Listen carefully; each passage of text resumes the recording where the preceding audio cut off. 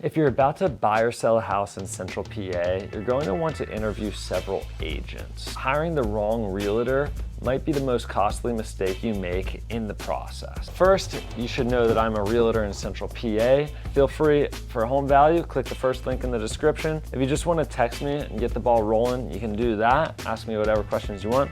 Or number 3, you can check out my Carlisle location guide as well as any other resources I have on there. All right, I genuinely hate the way most realtors do business, so this is gonna be different.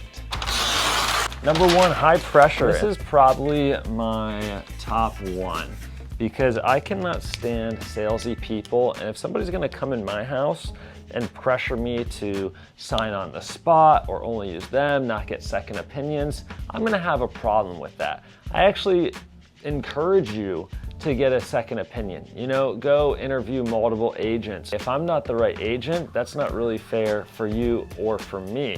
You're gonna wanna make sure you trust whoever you're signing with. Again, signing with the wrong person could cost you a lot of money, a lot of heartache, a lot of problems. The only caveat to that is if you come to me and you're like, Matt, I wanna go see this property right now. Well, in the state of Pennsylvania, we have to have some sort of signed agreement to do that. But my opinion, high pressure people, if they come in, they say, oh no, I want you to sign right now. Let's do this right now, right now. Throw them out of your house. I'm serious, that's my best suggestion for you. If they're gonna come in, try to pressure you, especially in your own house, throw them out. Oh, off market. I said high pressure was my favorite. This one might actually be my favorite. Off-market access. First of all, what is off-market? What's an off-market property? Well, it's a property that never hits Zillow, it never hits the MLS. Nobody else really knows about it. Sometimes, in fact, I did it this year on a property. I got my buyer under contract to purchase a house that never went public. It never hit the MLS, never hit Zillow. So how did I have access to it? Well, I'm on one of the biggest teams in the area, probably the biggest team in the area. I saw the other day we had like 60 listings live in central Pennsylvania, which is a ton of listings. And what that means is before they go active, a lot of times we will have access to them. A lot of people, they say, I don't want competition. A lot of buyers say that. And this is the way to not have competition or have a very little amount of competition. So as you're interviewing people, ask, hey, what's your off-market process look like? And if they don't know what you're talking about, there's your answer. Oh, ask questions. And I'm not saying ask your realtor questions, although you should be doing that. What I'm saying is if a realtor comes in and they're not asking any questions at all and they're just pitching, they're just selling. When I meet with you, I ask like, hey, what are you afraid of? What's the best case scenario? What's your timeline? What's the worst case scenario? What if this happens? What if it doesn't? It just gives me a much better understanding of how we need to go about this process. What was it? Maybe 2 months ago, I met with somebody and through these questions, I found out if he doesn't buy a house, he's homeless. And that really changes not the objective, but certainly the timeline, certainly the motivation, and certainly the urgency. If they come in, they're not asking you questions about your specific situation, I think that's a red flag. Red flag. I can't just go to the meetings and open up my book and just start talking. I literally don't know which one's next. Was that 3? Okay, I think that was 3. Yep. So this is number 4, and then the next one's number 5, obviously. But these 2 are just for sellers. So buyers, your part of the video's over. Buyers, send me a text, and we'll see you later. I talk about this all the time. If you're trying to sell your house, you need really good marketing.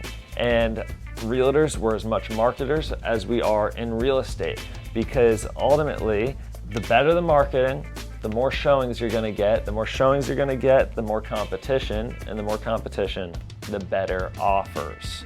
That's how it works. Oh yeah, nice. This is our home selling guide, and which I'd love to go over with you, but the reason I have it here, we have, I don't know, 6 pages, probably more, it looks like, yeah, more, of how we market your property and how we expose it and how, you know, we get the professional listing photography and all that. There was a crazy stat in here actually.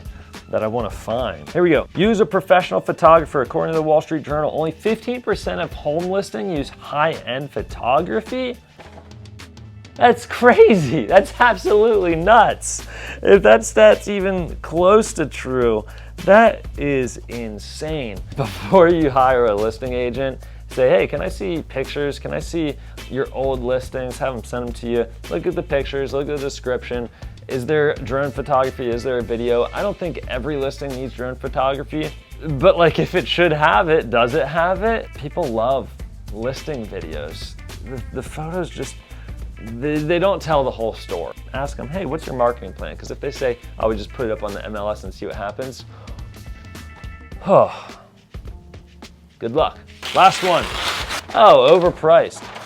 Does your agent let you overprice the house, right? Because if you tell somebody, if you tell the agent like, hey, I want to sell for $400,000, and they come in and they say, done, no problem, and they didn't pull comps, you know, they didn't study the area to see what other similar houses are going for, that's a red flag.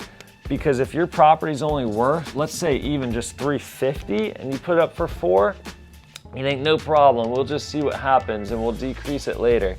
No, big problem, big problem. You do not want your property to sit, because then you're chasing the market trying to make up for that. And you know, I shared in a previous video, statistically, the longer your property sits, the worse and the less it's going to go for.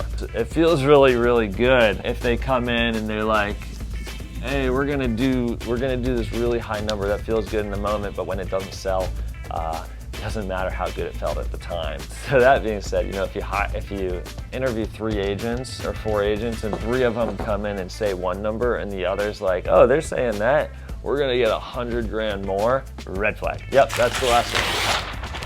So if you made to the end of this video, you're probably pretty serious about either learning or that you want to buy a house or sell your house. And again, the best thing I can recommend is, number 1, if you want home value, go to the home value link first in the description. 2, if you just want to talk or ask questions, or even if you want to meet up, shoot me a text and we'll figure it out. It is going to me. You can text me at midnight. I'm not going to respond at midnight. If you just want to see the rest of my resources, the rest of my link tree, see what else is going on, hit the 3rd link and check it out. You can also get the home value and text from there as well. Hope you guys enjoyed the video. Hope you learned something. Have a good day.